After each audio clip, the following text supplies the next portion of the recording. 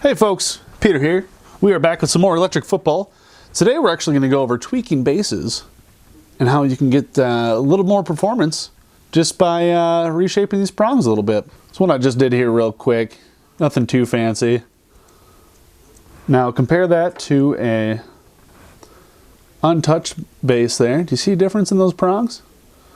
So we're going to see if we can go ahead and take some pliers to these prongs and get this base to run a little bit better than it is right now. So first things first, we will be using this figure here. This is from Tudor, one of the Fab 5. Whoops, dropped the base there. There we go, on there nice and snug. Now this base hasn't been touched. This is fresh from this this pack back here, sprig, sprue, whatever it's called, I forget. Stem. And let's go ahead and run this. Default base, nothing done to it. And right off the bat, not very fast. Let's try it on this side here, see if we can't get something better. Oh. Now, if that's what you're looking for, there you go. But personally, that's not what I'm looking for. So one of the first things we're going to do is we're going to take some smooth jawed pliers here. See these? No teeth in there. Smooth jaws. And we're just going to start smashing these back prongs here. Good pressure. Not all the way up. I don't have that all the way at the top. Give them some good squeezes. Step your way on down. Do that on the other side real quick here. Now, I'm not going for anything in particular here.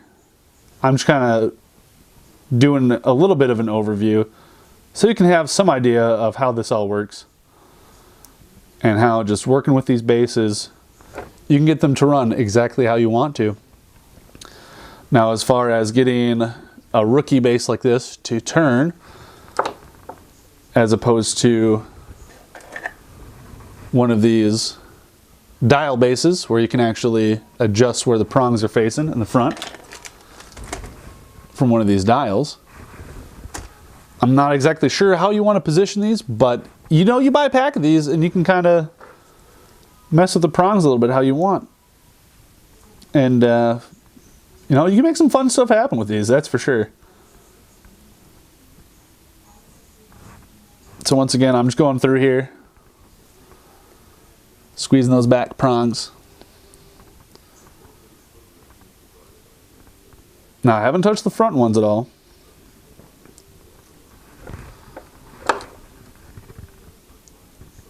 Start to see a little bit of difference there. A little bit softer. These are still pretty stiff. So we're going to go ahead and run this with just touching those back prongs and see what kind of run we can get. So here we are, going to start down under hash mark there. Let's see what kind of run we got here.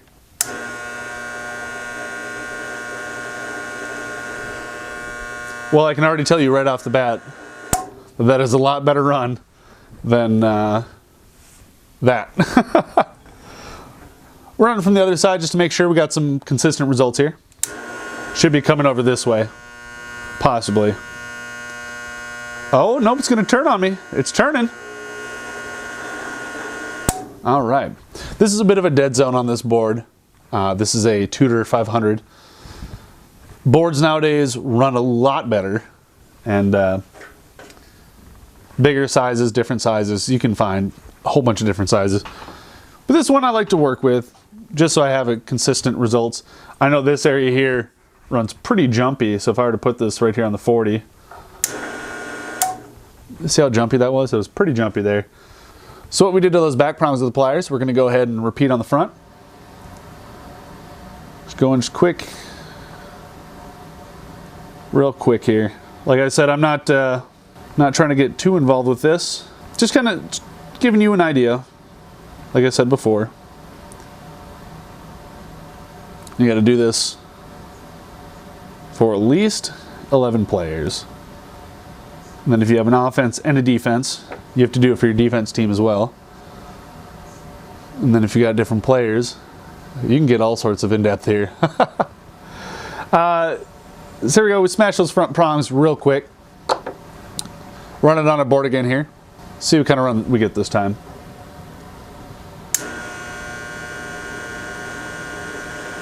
Oh no, the curve is back. Just make sure that doesn't happen on this side. Totally happening on that side. Now let's go over what went wrong there. One of the first things we can do is make sure these prongs are facing the way we want. I'm noticing that this set in the front kind of not lined up the way I want. So what I'm going to do is I'm going to take my flat pliers here, give them a good pull there. A little too much curve for me, so I'm going to go ahead and flip it back this way. Just try to straighten those out. Still want a little bit of that back slant though. That's what we're looking for, personally.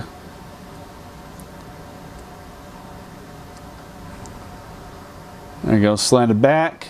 And then these in the back I really like to get nice and vertical. Not using much pressure here, just letting this slip on down. Run that again, see if this runs any better here.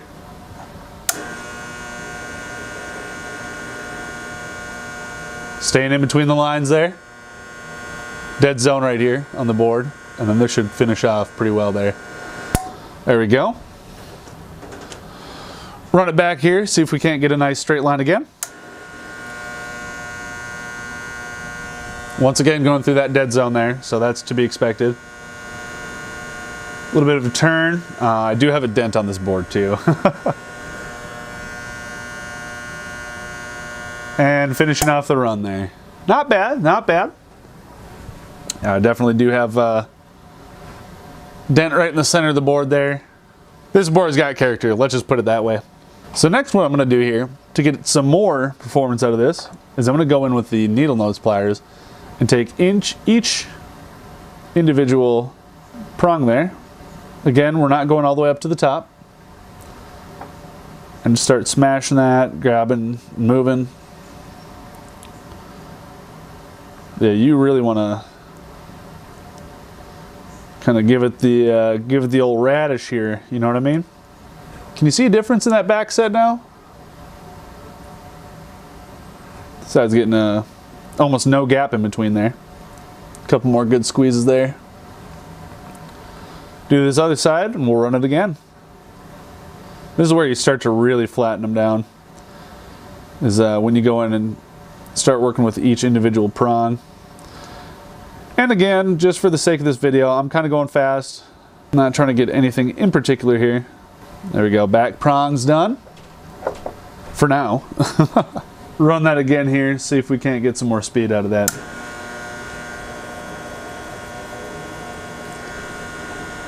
So not running as straight. Something we can do here is kind of get those slanted a little bit. Uh-oh, what did I do wrong? Remember how I like to keep those back prongs a little more vertical? See if that works here. Let's get a nice smooth action going through here.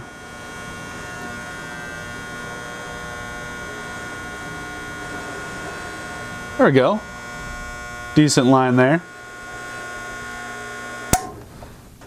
Run it back again.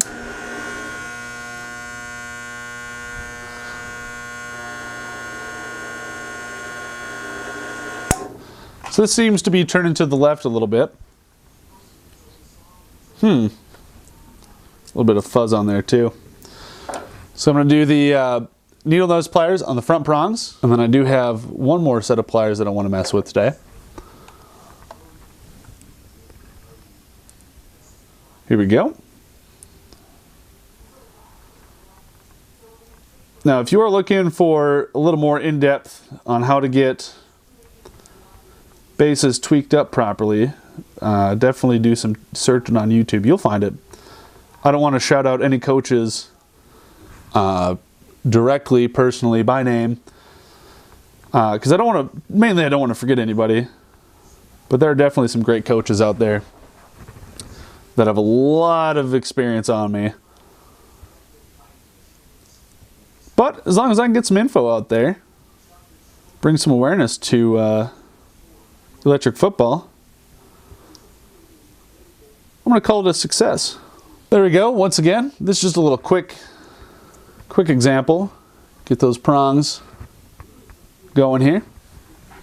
All right, so now we're going to go ahead and run this again real quick here. So I see that we're still getting that curve instead of that straight line that we were running last time. Run it down from over here again. Yep, starting to curve already. So I'm thinking what the issue is here is these prongs aren't all in a straight, nice, even line here. So what I can do is I can take these parallel pliers and I'm just going to go ahead and grab these, give them a good squeeze. Once again, not going all the way up to the top.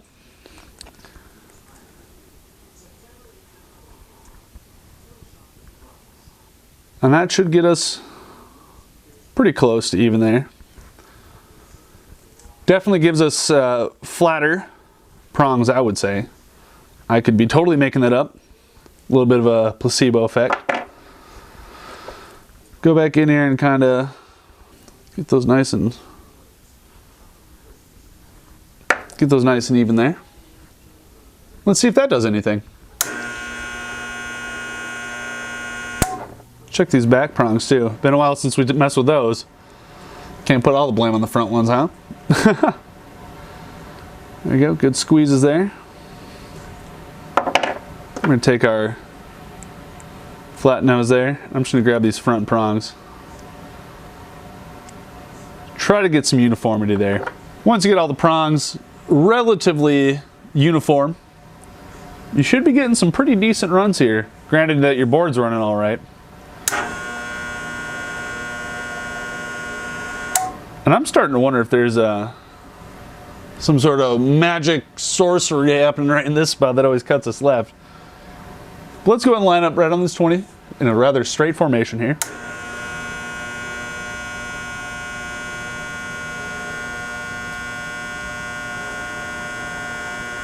Board's kind of directing us wherever it wants to take us. Decent run there. Run it from this side. This side seems to be working a little bit better. But we're getting some decent speed there. Now, one other step that you can take with this, obviously, since this is on that, what do you call it, sprue back there, you do have some molding that's left on here. So what you can do is you can take some clippers, clip a little bit of that back off there. There we go. Take that off there. And now some coaches will actually introduce some fire into their bases. Using a Bix probably a smarter idea, but we're going to go ahead and just take this. We're going to turn this on. You can see that flame there. We're just going to couple quick passes there. These have now stiffened up a bit. And I do think that softer prongs are going to allow it to manage the vibrations of the board a little bit better and not get that jumpy unpredictability. But those stiffer ones, those are going to run a little bit faster, I think. So hopefully this board isn't messing with us up in this spot again. Okay, it is. So we're just going to move over here. So we're getting some speed there. This spot of my board is definitely jumpy. So if we run that up here. Relatively straight run. Fast too. That was pretty good. I enjoyed that. I want to make one more attempt with the parallel pliers here. Grab the ends.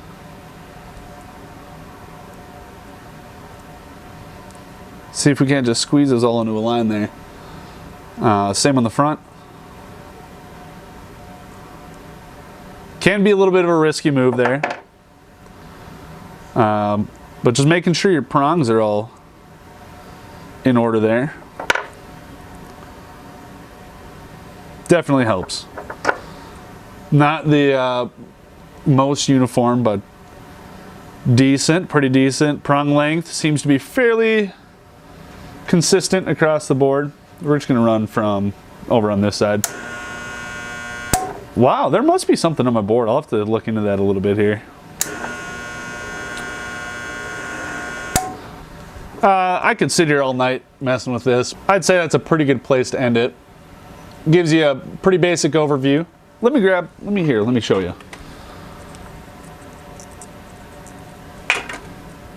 Let me just show you the difference here. So these are the prongs that we have messed with the pliers. As you can see there, they are fairly wide, flattened out a little bit longer. And then here's the untouched prongs. And you can definitely see it, they're not as wide. Definitely going to be stiffer and angled all which way because they've been sitting in that package there. So I definitely recommend some tweaking if you want your players to run a little more predictable and how you want them to, get some better speed. Definitely grab some pliers and start smashing that plastic up. Thank you so much for watching, everyone. Hope you enjoyed this video. If you do have some questions, let me know. If I can't answer, maybe I can get some of the other more well-known coaches. Maybe they can give me some help here. Definitely a fun game to play. All sorts of different aspects that you can get into for it, which really just a whole nother level. Gets pretty deep. If you just want to have unpainted players, 11 white, 11 red, you can do that. If you want to start going in, painting your teams, you can do that. If you just want to slap some numbers on their back and kind of keep track of everyone, you can do that too. Make up some plays, you can do that too. You can do whatever you want with these things. Make your own figures. So go out, see if you can't find an electric football board. Look online. They're not too hard to find. TutorGames.com, definitely one place to look. And give it a try. Could be fun for the whole family. Thank you so much for watching, everyone. Make sure to comment down below, like the video, share, subscribe, and I'll see you next time.